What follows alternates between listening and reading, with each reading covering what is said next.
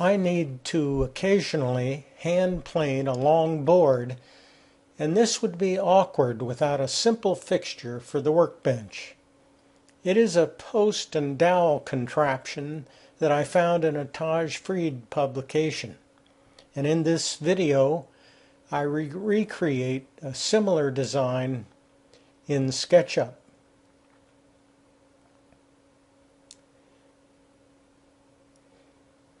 Here you can see how the long board is mounted in the workbench, clamped at the front end by the shoulder vise, then resting on the dowel for a firm foundation.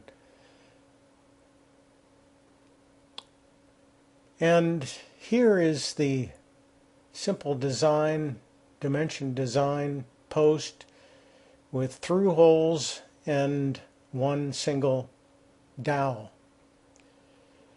To start the construction of this, use the line tool and draw out a rectangle 2 7/8 by 1 7/8.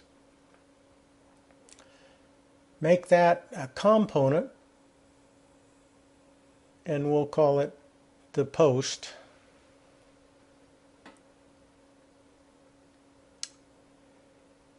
And use the push-pull tool to draw it out to length touching the floor.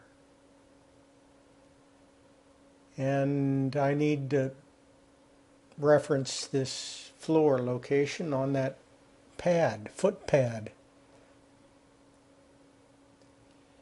Now the first hole is centered in the post face, and I'll put a guideline to show that, and then come down 2 inches for the first hole. Pick the circle tool and come up with a 1/2 inch radius, and I've got a hole.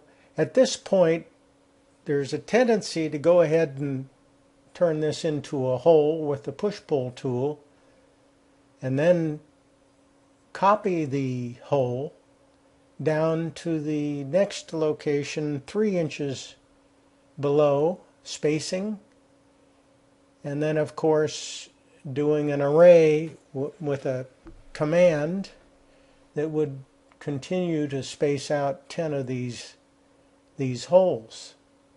But there's an issue, there's a problem with doing it this way. It can be done, but it makes it harder. Note that when I click on the face, I don't have a cut where the circle is, which causes a problem, and I have to trace over a straight edge to get that to cut, and then I would have to do it on the back side, and that would be 20 of those holes that I would have to precisely trace over an edge and cut to create the holes. It could be done, but there's a more efficient way, I think, of doing this.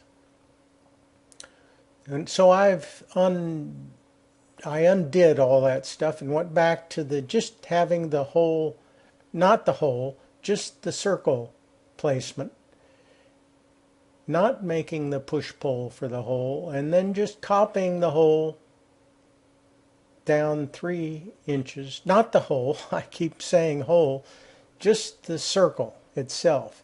The circle cuts the face when you copy it down. That's handy.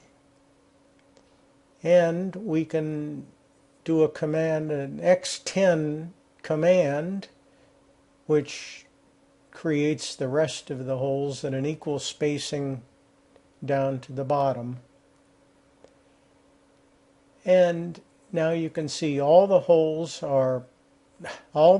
circles are cut in the face, which allows a simple push-pull at this point back to the back edge, and then double-clicking each of the circles.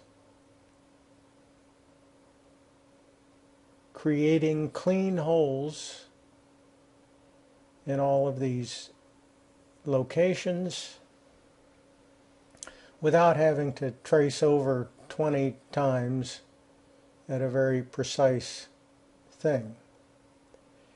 Okay, so all we need now, we've got all the through holes, is the dowel, and I need to close out on the component, so the dowel will be a separate component. Just trace over one of the holes and use the push-pull tool to push the dowel back to the back edge and then draw it out in the front about 3 inches.